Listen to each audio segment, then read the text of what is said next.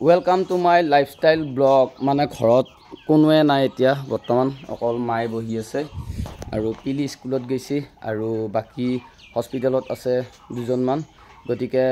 ইমান এটা খবৰ ভাল নহয় তথাপিও মানে ৰঙালী বিহু এখন পাতিছে আমাৰ ওচৰৰে চমুৱাপাৰাৰ দাহা বুলি কয় তাত আজি শোভাযাত্ৰা আছে তাত মোক মানে আমন্ত্ৰণ জনাইছিল আৰু গতিকে মই তাত গৈ আছো মানে মোৰ এনেকুৱা হৈছে দিখৌ নৈ এৰিব নোৱাৰো জাজি নৈ এৰিব নোৱাৰো তেনেকুৱা হৈছে মানে এফালে আছে হস্পিটেলত ভন্টি তাত মানে ব্লাড দিব যাব লগাও হৈ আছে আৰু লগতে গোটেই পৰিস্থিতিখিনি বুজ লবৰ কাৰণে যাব লাগিব হলেও 30% মানে ভাল পাইছে তথাপিও মানে ৰাইজে যেহেতু মানে এটা স্থান দিছে গতিকে ৰাইজে বিচাৰিছে দাহাৰ ৰাইজে গতিকে তাতেও যাব লাগিব সকলোতে টাইম দিব লাগিব গতিকে টাইম টেবুল একদম নোহোৱা হৈছে মানে বহুত চিন্তা হলেও মানে মিলাবৰ কাৰণে চেষ্টা কৰিছো আৰু গতিকে সবৰে লাইফ বিলাক বেলেগ এই জীৱন আৰু কি কম সুখ দুখ বহুতে ভাবে সুখত আছো বুলি কিন্তু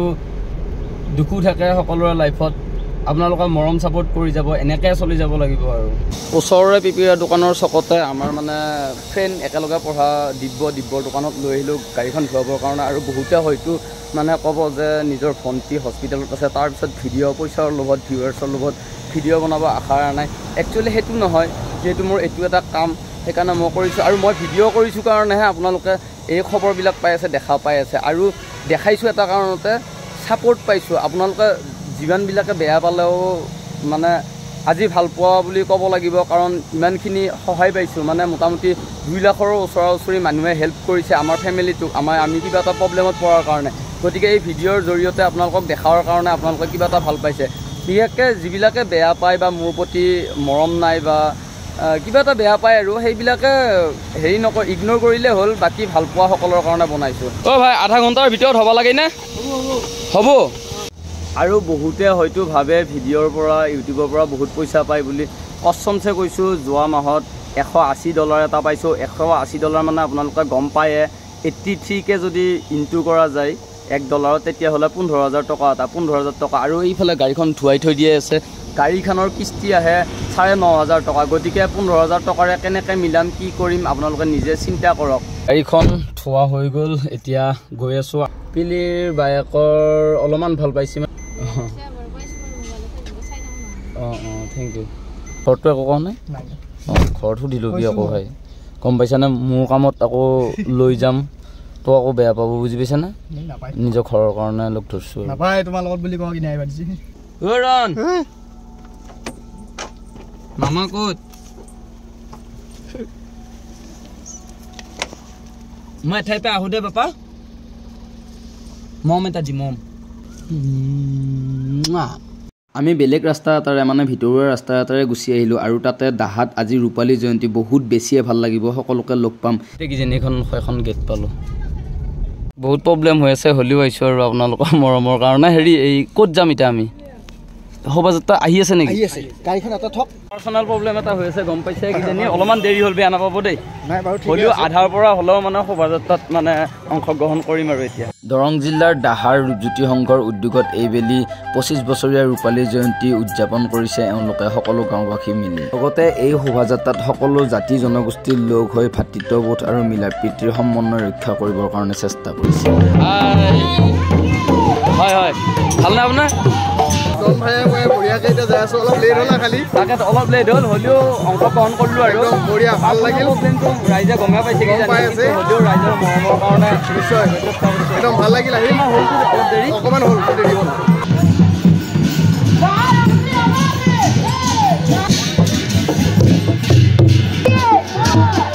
এইটো ঢেপা ঢুলীয়া বুলি কয় ঢেপা ঢুলীয়া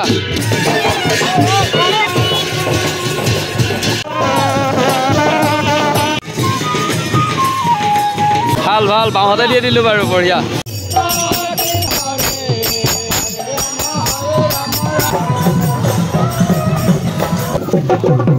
শোভাযাত্ৰাতে আমাৰ ডিউটি দাক লগ পালোঁ শোভাযাত্ৰাত অংশগ্ৰহণ কৰিলোঁ আৰু নেক্সট মানে কাৰ্যসূচী কি আছে আজি ৰাতি আমাৰ সাংস্কৃতিক সন্ধিয়া আছে সাংস্কৃতিক সন্ধিয়া বিশেষ আকৰ্ষণ হিচাপে আমি কৃষ্ণমণি চুতীয়া ডাঙৰীয়াক মাতিছোঁ এই 10 বজাৰ লগে লগে কৃষ্ণমণি চুতীয়াই তেওঁৰ গীতৰ সৰা আগবঢ়াব আৰু এই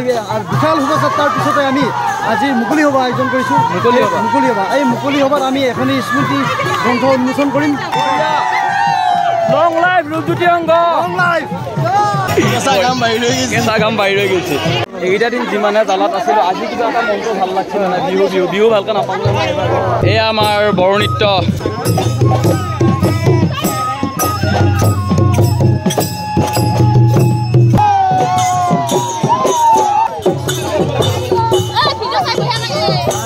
Thank you.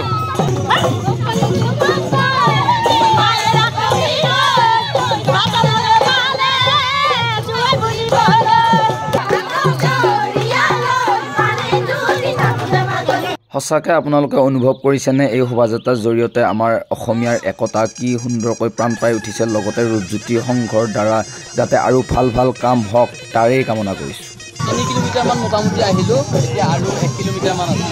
ব্লগ চাই থাকক আৰু থেংক ইউ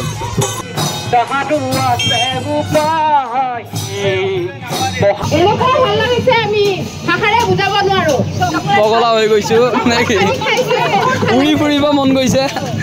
আৰু ইমান নাচিলো বহুত ভাল লাগিছে যদিও ভাগৰ লাগিছে আৰু নাচিবলৈ মন আছে আমাৰ দল চালৈ দাদা ভাল লাগিছে সকলোৱে উপভোগ কৰিব আৰু বহুত ভাল লাগিছে আমাৰ লগত আছে ধন্যবাদ জনপ্ৰিয় ইউটিউবাৰ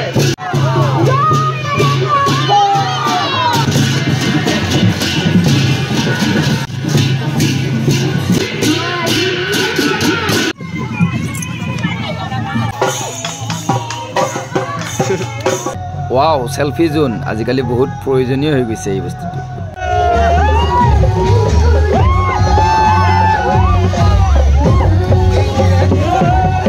মোৰ যেহেতু ভণ্টি হস্পিটেলত আছে গতিকে ৰাতি উপস্থিত থাকিব নোৱাৰিম আৰু এই মঞ্চখনতে আমাৰ সংগীত পৰিৱেশন কৰিব অসমৰ জনপ্ৰিয় কণ্ঠশিল্পী কৃষ্ণামণি চুতীয়া দাদাই